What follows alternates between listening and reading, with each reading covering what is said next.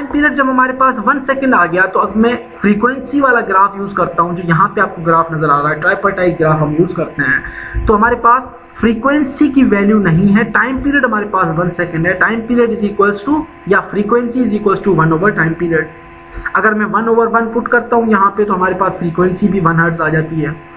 1 hertz frequency थी। जब मैंने इस लाइन को टच किया और यहाँ से हमारे पास जो ग्राफ है उसके अंदर आप देखेंगे 5% हमें डैम्पिंग क्वेश्चन के अंदर गिवन थी, 0% आउटर लाइन है, 2% ये रहा, हमारे पास 5% की लाइन की बात हो रही है, यानी थर्ड ग्राफ है। तो 1 फ्रीक्वेंसी को हमने थर्ड ग्राफ के साथ कनेक्ट कर लिया। अब यहाँ से एक परपेंडिकुलर लाइन स्ट्रेट हमने ड्रॉ की, जो कि जाके आपकी वेलोसिटी को टच कर रही है। यहाँ पे आपके पास पीक ग्राउंड वेलोसिटी आ गई, जो कि रिस्पांस स्पेक्ट्रम से। इस पॉइंट को हमने स्ट्रेट 45 डिग्री के ऊपर, लेकिन एक स्ट्रेट परपेंडिकुलर डिस्प्लेसमेंट लाइन से टच किया, तो हमारे पास मैक्सिमम डिस्प्लेसमेंट की वैल्यू आ गई। इस पॉइंट को हमने स्ट्रेट लाइन के जरिए एक्सीलरेशन लाइन को परपेंडिकुलरली टच किया, तो यहाँ पे हमारे पास 0.4 के आसपास जो है वो पीक ग्राउंड एक्सीलरेशन की वैल्यू आ गई। So from the graph we got pseudo spectral displacement, हमारे पास कितनी आ गई, डिस्प्लेसमेंट अराउंड 4 इंचेस आ गई। 4 इंचेस डिस्प्लेसमेंट हमने लिखा 10.16 सेंटीमीटर्स। सूडो स्पेक्ट्रल वेलोसिटी हमारे पास कितनी वैल्यू आ रही है, यहाँ पे सूडो स्पेक्ट्रल वेलोसिटी हमारे पास आ गई 25 इंच पर सेकेंड, जिसको हमने सेंटीमीटर पर सेकेंड में कन्वर्ट करो, अगर ना करो तो आपकी ये वैल्यू भी सही है, 63.5 सेंटीमीटर पर सेकेंड। इसी तरह से हमारे पास सूडो स्पेक्ट्रल एक्सीलरेशन था, जो कि हमारे पास अराउंड यहाँ पे वैल्यू आ रही है, सॉरी सूडो स्पेक्ट्रल एक्सीलरेशन का जो कि आ रही है 0.4 के आसपास value, 0.4 into g basically is the representation इस ग्राफ की है, जो हमारा यूनिट होता है बेसिकली। इसको जब हमने कन्वर्ट किया सेंटीमीटर पर सेकंड स्क्वायर, सेंटीमीटर पर सेकंड के स्क्वायर के अंदर आपके पास वैल्यू आ गई। तो तीनों वैल्यूज आने के बाद ये थे हमारे स्पेक्ट्रल क्वांटिटीज। स्पेक्ट्रल क्वांटिटीज तीनों आपकी फाइंड हो गई। अब आते हैं base shear and base movement के ऊपर। बेस शियर और base movement basically are the forces. जिस तरह से हम किसी भी स्ट्रक्चर के अंदर सिंपली सपोर्टेड बीम्स के अंदर हम शियर फोर्स की वैल्यू फाइंड आउट करते हैं, मूवमेंट की वैल्यू फाइंड आउट करते हैं। सो base shear basically is the force, जो कि आपका फोर्स स्ट्रक्चर के बेस के अंदर जनरेट होता है हॉरिजॉन्टल डिस्प्लेसमेंट की वजह से। After calculating the spectral values, कौन से spectral displacement, peak spectral acceleration, peak spectral velocity, now it is important to calculate the forces. कौन से forces, base shear forces, base movement forces. The most important parameter we need for the building is the base shear, कि जो आपकी building है उसके base के अंदर कितना शियर फोर्स जो है वो जनरेट हो रहा है, and how it will be distributed over the height of the entire building. कि जो बेस शियर फोर्स है उसको हम हमेशा बिल्डिंग की हाइट के हिसाब से डिस्ट्रीब्यूट करते हैं। ये आपका इंशाल्लाह जो अपकमिंग लेक्चर्स के अंदर हम एक मल्टी स्टोरी बिल्डिंग जिसके ऊपर ग्रेविटी लोडिंग्स वगैरह अप्लाई हो रही होंगी, उसका हम ग्रेविटी लोडिंग्स वगैरह से total weight of the building निकाल के उसके बाद हम बेस शियर कैलकुलेट्स करेंगे कि बेस शियर हम किस तरह से बिल्डिंग के अंदर डिस्ट्रीब्यूट करते हैं। So quite often engineer is interested in finding the maximum force that the structure experiences during the earthquake। कि maximum force कितना actually act कर रहा है हमारे structure के ऊपर, हम उसको किस तरह से observe करेंगे, किस तरह से find out करेंगे। अगर हमें एक value मिली हुई है तो उसको हम किस तरह से multi story building के ऊपर distribute करें। It can be written in terms of maximum displacement of the structure with respect to the base। Overall maximum displacement इतनी है और हमारे बेस के ऊपर मैक्सिमम फोर्स इतना एक्ट कर रहा है। So again we are considering here, अभी हमारा डिजाइन एग्जांपल जो है वो आधा हमने डिस्कस किया था। बेस शियर और बेस मूवमेंट जो है वो अभी हमने उस पार्ट को कंसीडर करना है, लेकिन मैं यहाँ पर आपको थोड़ा सा थ्योरेटिकली बताना चाह रहा हूँ कि बेस शियर और बेस मूवमेंट बेसिकली होता क्या है। बेस शियर और बेस मूवमेंट किस तरह से स्ट्रक्चर के अंदर एक्ट कर रहा होता है, हम उसके बाद जो है वो उसी डिजाइन को मजीद कंटिन्यू कर लेते हैं। तो हमारे पास ये एक स्ट्रक्चर था, again single degree of freedom system है, एक सिंपल स्ट्रक्चर है जिसका हमें मास गिवन है, स्टिफनेस ऑलरेडी हमें गिवन था जो डायग्राम के अंदर आप देखा है। यहाँ पे जो मैक्सिमम डिस्प्लेसमेंट है इस हॉरिजॉन्टल फोर्स की वजह से, सीस्मिक इंटेंसिटी की वजह से, यहाँ पे आपके पास जो मैक्सिमम डिस्प्लेसमेंट जनरेट हुई और ये आपके पास overall height of the structure है। बेस के अंदर एक शियर फोर्स जनरेट हो रहा है, बेस शियर, जिसको हम बीबी से रिप्रेजेंट करा रहे हैं। So for the linear system, this force will be equals to stiffness into displacement। ये आपके पास stiffness into displacement आ गई। So at the base again we have a similar force like this। एक ही फोर्स एक्ट कर रहा है, तो ये दोनों आपस में काउंटर बैलेंस कर रहे होंगे, तभी आपका स्ट्रक्चर जो स्टेबल पोजीशन के अंदर खड़ा रहेगा। So base shear force will be equals to again same displacement into stiffness, stiffness into maximum displacement। सो अगर मैं मूवमेंट की बात करता हूं तो अगर मैं मूवमेंट बेस के ऊपर लेता हूं तो this force will be into perpendicular distance, या आपका अगर मूवमेंट में इस फोर्स के हिसाब से लेता हूं यहां पे तो this force will be into perpendicular distance. तो बेस मूवमेंट विल बी हमारे पास क्या आई, फोर्स इनटू परपेंडिकुलर डिस्टेंस, और फोर्स ये आपका फोर्स वी भी था इनटू परपेंडिकुलर डिस्टेंस h, तो we got F into h, और base shear force into h distance. अगर हम बेस शियर की बजाय के यू मैक्सिमम रखते हैं तो हमारे पास stiffness into displacement maximum into h total जो है वो हमारे पास मूवमेंट की इंटेंसिटी जनरेट करता है।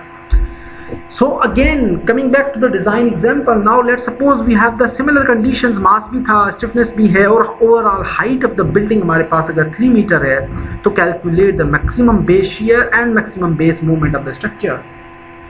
स्पेक्ट्रल क्वांटिटीज हम ऑलरेडी निकाला है, मास आपके पास आ गया, स्टिफनेस आपके पास थी, पीक ग्राउंड एक्सीलरेशन आपने निकाल ली, पीक ग्राउंड वेलोसिटी निकाल ली, पीक ग्राउंड डिस्प्लेसमेंट निकाल ली, pseudo spectral acceleration, pseudo spectral velocity, pseudo spectral displacement आप निकाल चुके तीनों। अब हम आते हैं कि बेस शियर के ऊपर, कि बेस शियर हमारा किसके बराबर होता है, base shear again is the force, force किसके बराबर होता है, mass into acceleration. So base shear is the force, force is equal to mass into acceleration, जो कि सूडो स्पेक्ट्रल एक्सीलरेशन आपने कैलकुलेट की पिछली स्लाइड के ऊपर। तो पिछली स्लाइड के ऊपर एक्सीलरेशन हमारे पास कितनी आई, pseudo spectral acceleration is 0.4 g, यहाँ पे हमने निकाल दी थी, तो यहाँ पे हमने पुट कर दी कि मास हमारे पास 2000 किलोग्राम था, सूडो स्पेक्ट्रल एक्सीलरेशन हमारे पास 0.4 g थी, तमाम वैल्यूज हमने पुट की, वी गॉट 7.848 किलो न्यूटन। अगर मैं न्यूटन में कन्वर्ट करता हूँ तो total base shear value is 7848 Newton. उसके बाद हम आते हैं मैक्सिमम बेस मूवमेंट के ऊपर। मूवमेंट हमारा क्या होता है, moment again is the force या base shear force into perpendicular distance into हमारे पास जो है वो ओवरऑल मास आ जाता है। तो वही इक्वेशन हमने रखी, मास into acceleration into overall height.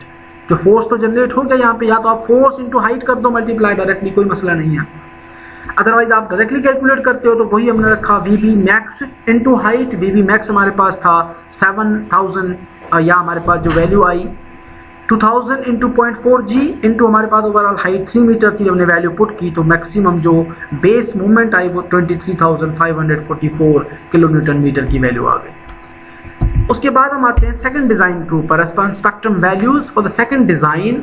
अब हमारे पास जो है वो consider a single degree of freedom system with mass m is equal to 2000 kilogram, stiffness हमारे पास अगर 60 किलो न्यूटन पर मीटर है, एंड डैम्पिंग हम कंसीडर करते हैं कि 0.44 किलो न्यूटन सेकंड पर मीटर।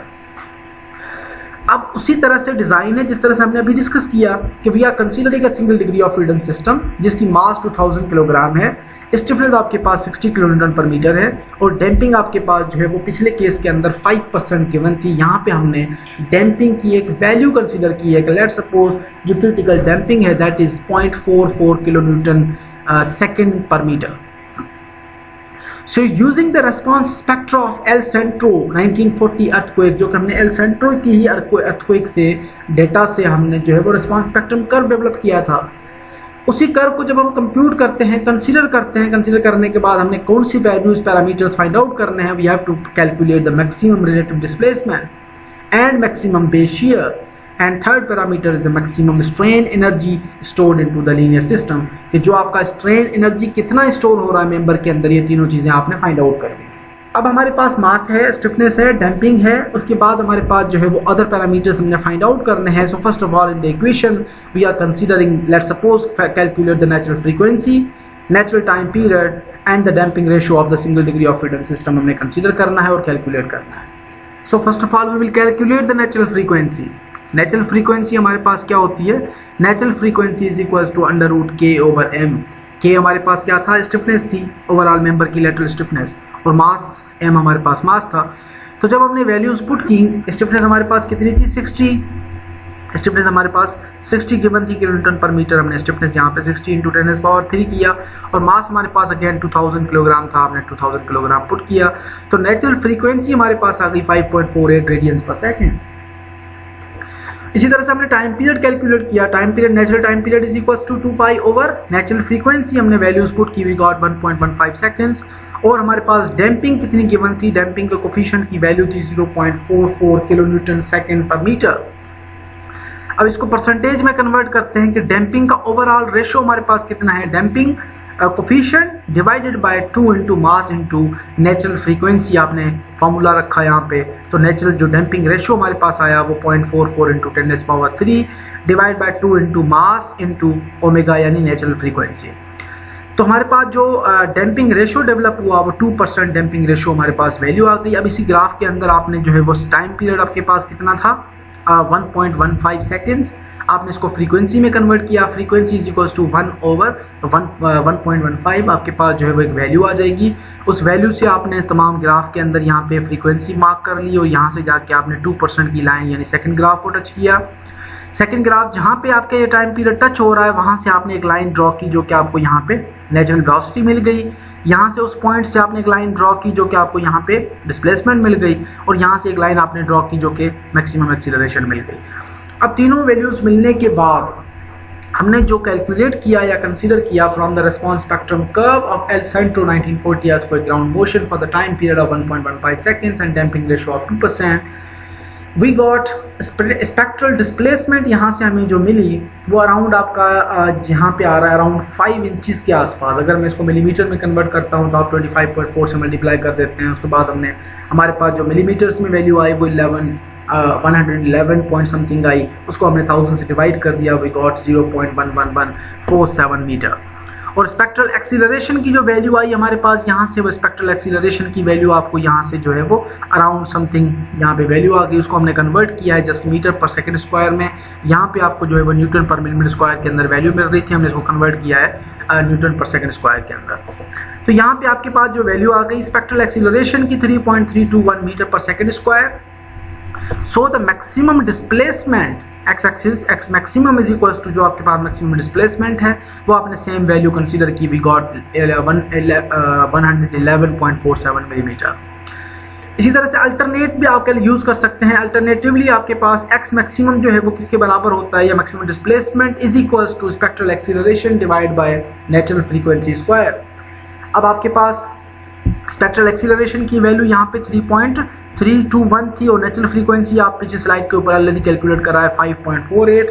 आपने दोनों वैल्यूज और कंडीशंस यहाँ पे फार्मूला बनाया, इक्वेशंस पुट की, आपके पास जो वैल्यू अराउंड सिमिलर वैल्यू आ रही थी 110.55 millimetre. So now we have a maximum base shear. Base shear हमारा कितना आता है, बेस शियर किसके बराबर होता है, मास इंटू एक्सीलरेशन के। मास हमारे पास ऑलरेडी गिवन है, एक्सीलरेशन जो है वो हमारे पास स्पेक्ट्रल एक्सीलरेशन अभी हमने कैलकुलेट की, यहाँ पे स्पेक्ट्रल एक्सीलरेशन की वैल्यू ऑलरेडी हमारे पास थी, हमने वैल्यूज पुट किया आपस में, तो हमारे पास बेस शियर जो टोटल जनरेट हुआ वो 6.64 किलोन्यूटन वैल्यू आ गई हमारे पास।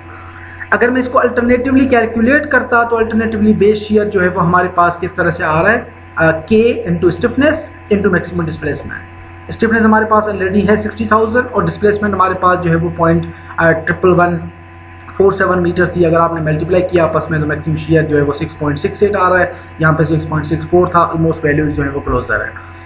सो now we are calculating the maximum strain energy.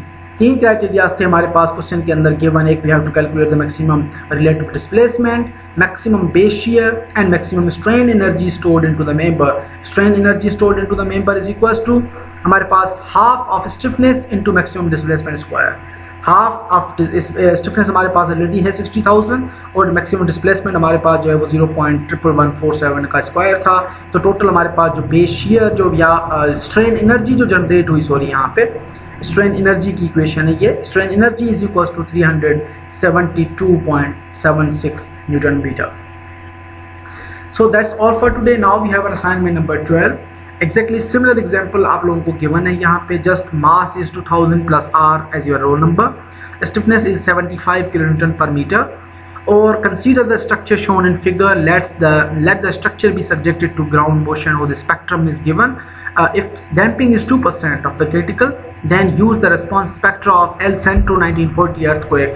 Compute the spectral quantities, maximum relative displacement, maximum base shear and maximum strain energy.